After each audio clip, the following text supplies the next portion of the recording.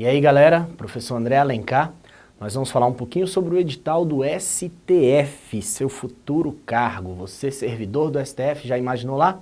Pois é, eu imaginei, fui servidor do STF, estou aqui para te ajudar também a conquistar esse sonho. Espero que agora seja a sua vez. Nós vamos falar um pouquinho do edital do STF, onde você pode ir trabalhar, imaginem, lá na Praça dos Três Poderes. Professor André Alencar, então, nós vamos falar um pouquinho sobre a matéria de Direito Constitucional.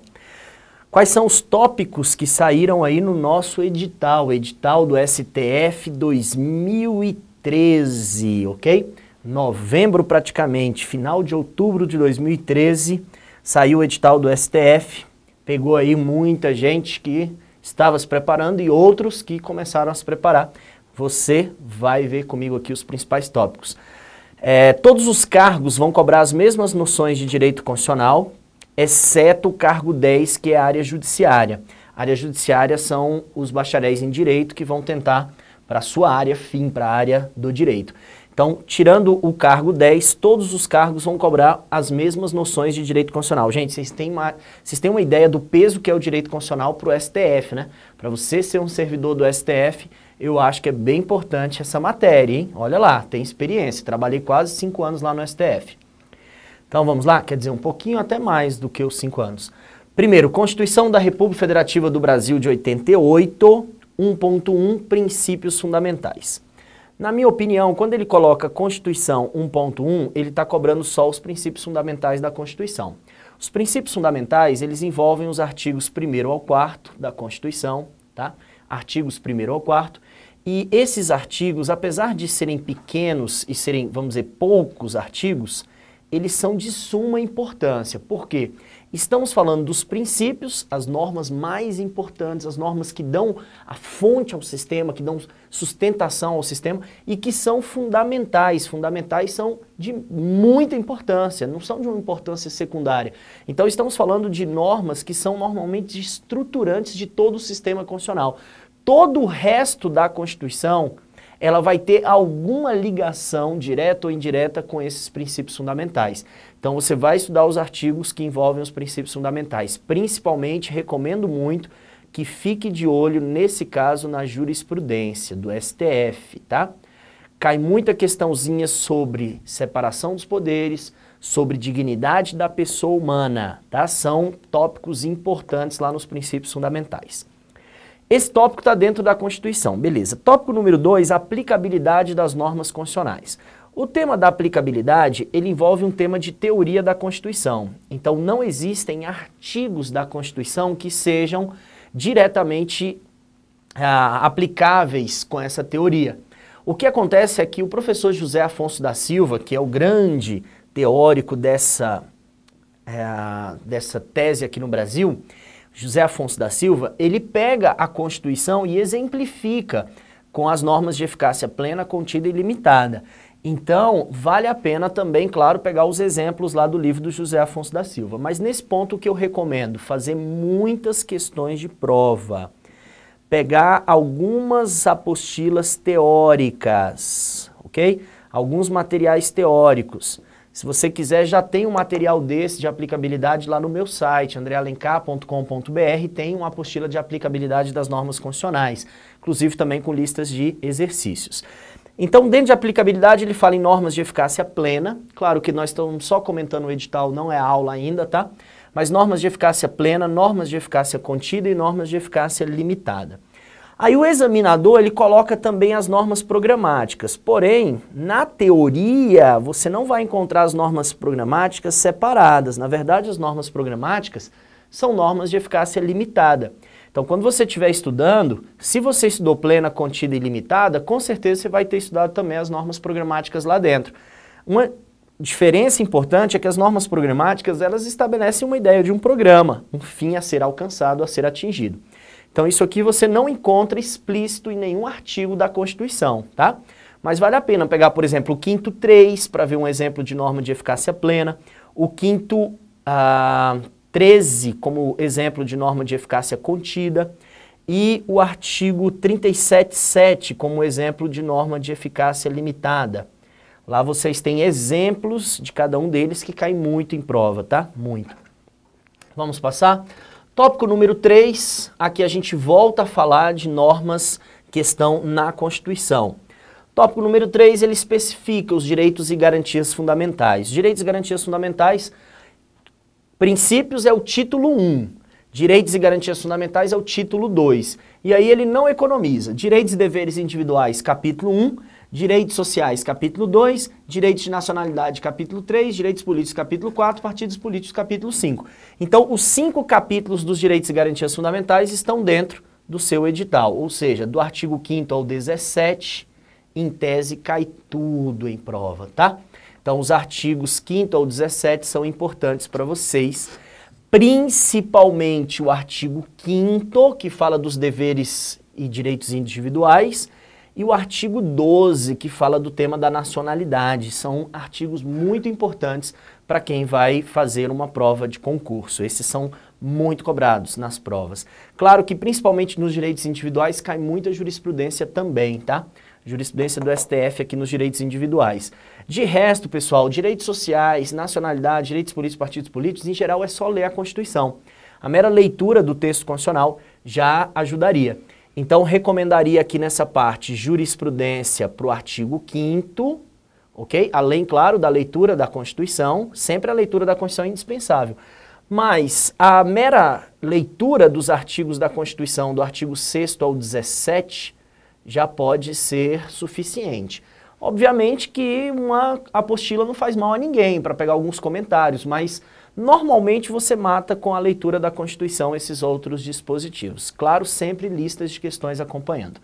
Organização político-administrativa diz respeito à organização do Estado, isso vai do artigo 18 até o 43, mas aqui ele vai especificar algumas coisas.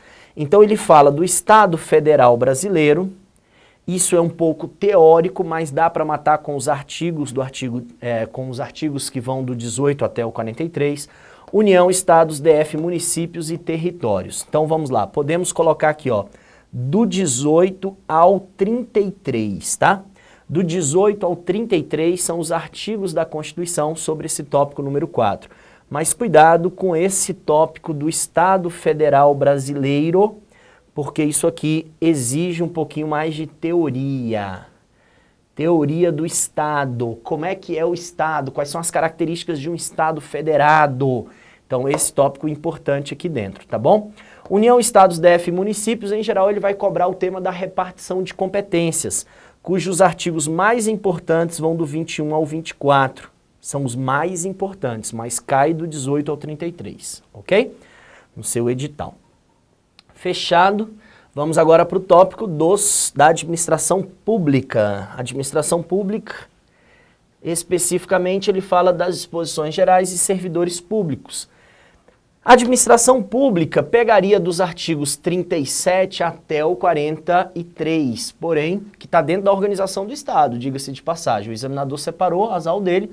Mas vamos lá, basicamente é do 37 ao 41 que ele quer, porque ele termina em servidores públicos, então ele não comenta a parte, não requer a parte dos militares nem das regiões.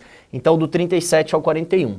Normalmente essa parte da administração pública, na Constituição, mera leitura da Constituição, Agora, você também vai estudar isso aqui dentro do direito administrativo. O direito administrativo também vai te ajudar a resolver as questões desse tópico. Tópico número 6, poder executivo, atribuições e responsabilidade do presidente. Ó, moleza. Artigos 84 a 86. Mais mole do que isso aqui? Só sentar no pudim. Tá facílimo, aproveita.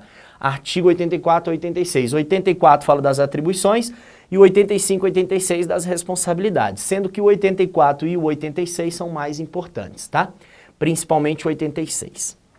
Poder legislativo, esse é um pouquinho mais extenso. Repara que ele inverteu em termos da ordem da Constituição. Primeiro vem o legislativo, depois é que vem o executivo, mas a ordem dos tratores não altera o viaduto, eu aprendi quando era pequenininho. Então ele fala estrutura, funcionamento, atribuições, deixa eu ver se tem mais que a gente já comenta tudo. Não.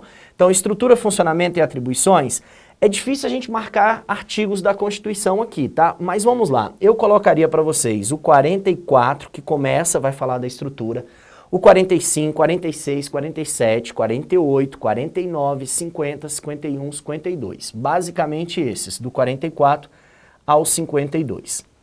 Do 53 ao 56, ele vai falar do Estatuto dos Parlamentares, que não nos interessa. Dá para acrescentar os 57 e 58, porque eles também falam um pouquinho sobre a estrutura, que ele vai falar do que é uma sessão, o que são as comissões, mas já acho menos provável de cair, tudo bem? Como eu disse aqui, não dá para especificar artigos da Constituição muito fácil não, mas esses seriam mais importantes.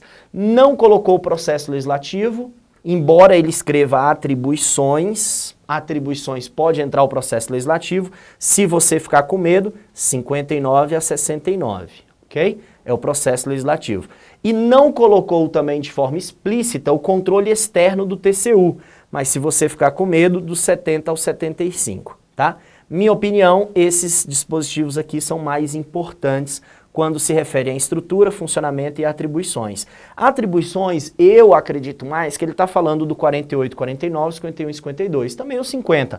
48 a 52 vai falar das competências do Congresso, competências exclusivas do Congresso, competência da Câmara, competência do Senado, ok? Então esses outros aqui, ó, eu particularmente não daria muita atenção, tá? No máximo 1 ou 2 lidinhas para dizer que conhece, porque se cair na prova você não foi pego totalmente surpresa. Mas sem dúvida nenhuma, ele especifica essa parte que ele quer. Então, fechamos esses últimos tópicos aqui da separação dos poderes e vamos para o tópico mais importante que vai cair na tua prova. O tópico mais importante, além do tópico 3, direitos fundamentais, cai muito em prova, é o Poder Judiciário. Então ele fala em disposições gerais e órgãos do Poder Judiciário, ou seja, tudo. Poder Judiciário, ele está dizendo tudo. Por que tudo? Eu não estou entendendo. É assim, ó, disposições gerais vai do 92, do 92 ao 100. Tudo isso são disposições gerais. E os órgãos do Poder Judiciário vão do 101 ao 126. Funções essenciais à Justiça, ele fala Ministério Público, Advocacia Pública, Defensoria Pública. Ele só não quer saber do advogado privado. Mas, basicamente, você vai pegar dos artigos 127 ao 135, com exceção, exceto o 133, que fala da advocacia privada, tá? Exceto o 133, que fala da advocacia privada. Mas, de resto, ele está cobrando tudo. E outro, o 133 é só um caputzinho, nem dá dor de cabeça.